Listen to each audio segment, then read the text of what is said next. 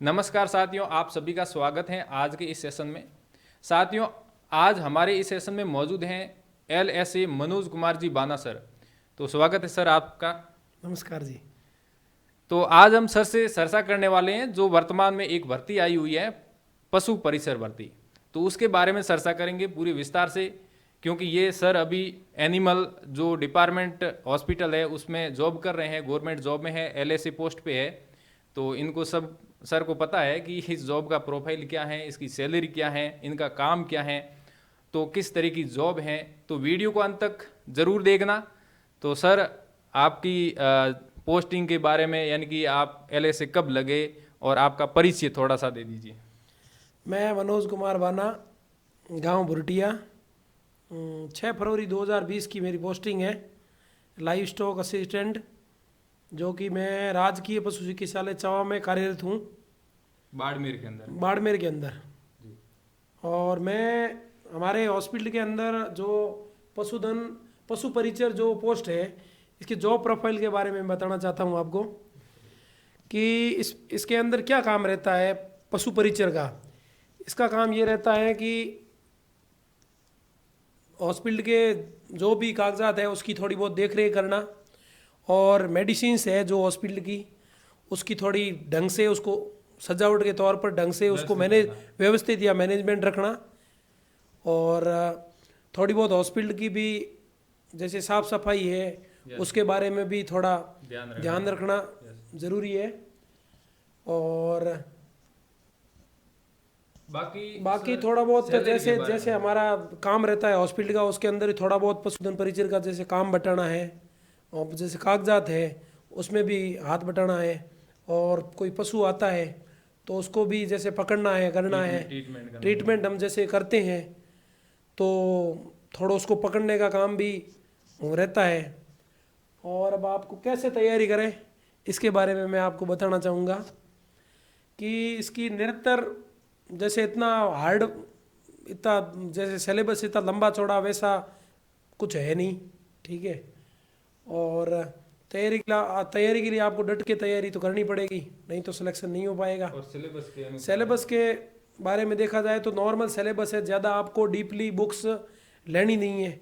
जैसे सिलेबस जैसे पशुओं के देसी नस्ल है, कृत्रिम गर्भाधान है, बधियाकरण है, संकर प्रजनन है, और बाकी जीके तो आपको पता ही होगा कि जिसके अंदर क्या सिलेबस है।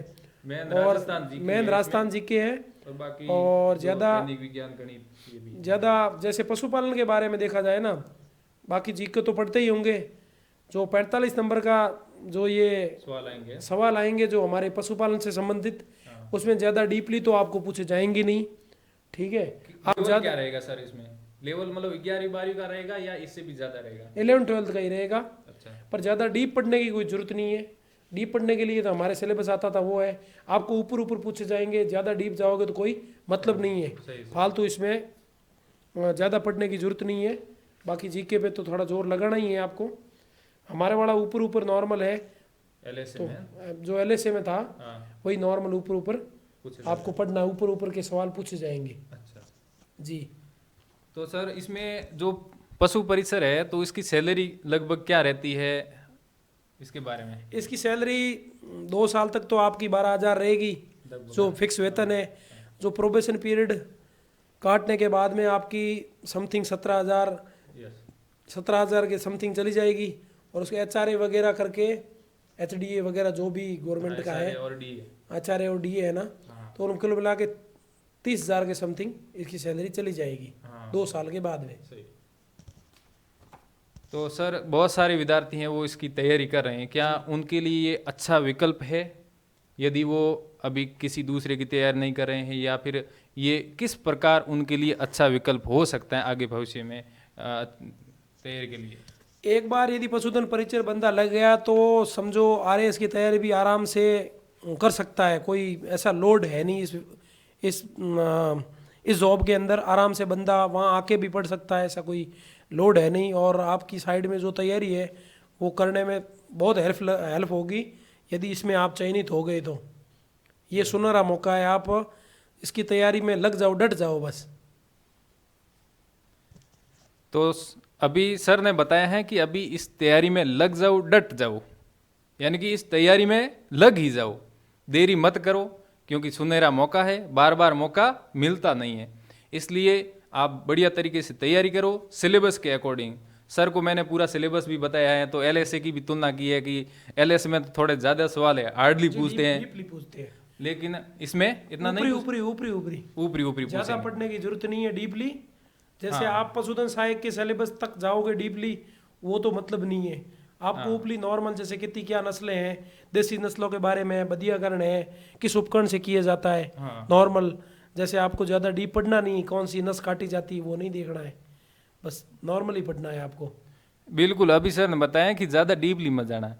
अपन क्या करते हैं, मार्केट के अंदर जाते हैं, बहुत सारी गाइडें देखते हैं, तो ये तो गाइड अच्छी नहीं है, इसमें ज़्यादा कुछ लिखा हुआ नहीं, ये तो अच्छी नहीं है, इसमें ज़्यादा कुछ लिखा नहीं, ऐसे करके सर बहुत सारी गाइडें ले आते हैं। अभी मेरे साथ में एक ऐसा बंदा मिला था कि मैंने 3 किताबें खरीदी है, तो 3 किताबें खरीद के वो एक किताब जो अपने लेवल की है वो पढ़ ले तो सही रहता है उसके लिए।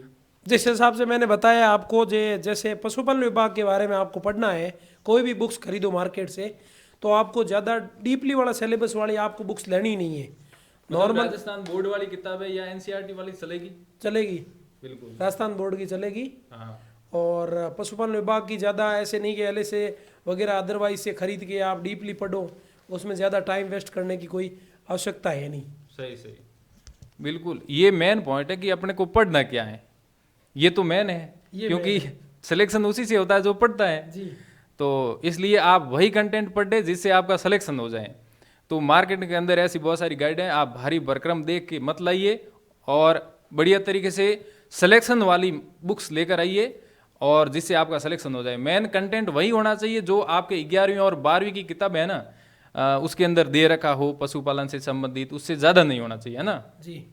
नहीं, वैसे हमारे आपको इस सिलेबस के बारे में देखना है तो हमारे एक मैनेजमेंट की बुक आती है जो एलएसए के अंदर, उसमें सब ये दिया हुआ है, जो ऊपरी जो आपके जो सिलेबस के अंदर है उनके बारे में आप उसको उठा के देख सकते हैं। मैनेजमेंट बुक है, उसके अंदर से आपको सब मिल जाएगा। ज़्यादा डीपली नहीं रहेगी? नहीं रहेगी ज़्यादा डीपली, वो नॉर्मली है, फर्स्ट ईयर की बुक है। अच्छा। फर्स्ट ईयर की बुक में इतना ज़्यादा डीपली नहीं होता, सेकंड ईयर में डीपली रहता है।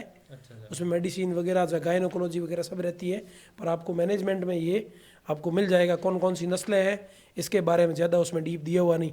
सब का सब मैनेजमेंट बुक है हमारी फर्स्ट ईयर की, वो आप उठा के पढ़ सकते हो पूरी की।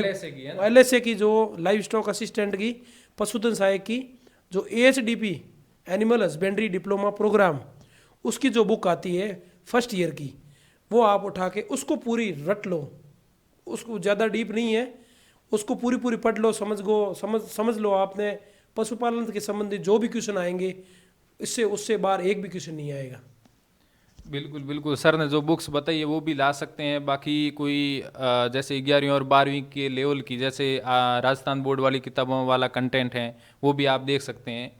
तो इस प्रकार तो सर अभी एक कर्मचारी चयन बोर्ड ने कैलेंडर जारी किया है, तो उसमें भी ये डेट घोषित कर दी है कि लगभग सितंबर के अंदर इसका एग्ज़ाम होगा। तो टाइम भी काफ़ी है और सिलेबस भी इतना बड़ा नहीं है, आप आसानी से क्रैक कर सकते हैं। यदि आपके 10वीं पास योग्यता है तो आप बढ़िया तरीके से तैयारी भी कर सकते हैं। डट जाओ, सर का एक ही कहना है कि डट जाओ, मतलब लग जाओ, मेहनत करो, तो चमक अपने आप उत्पन्न हो जाएगी।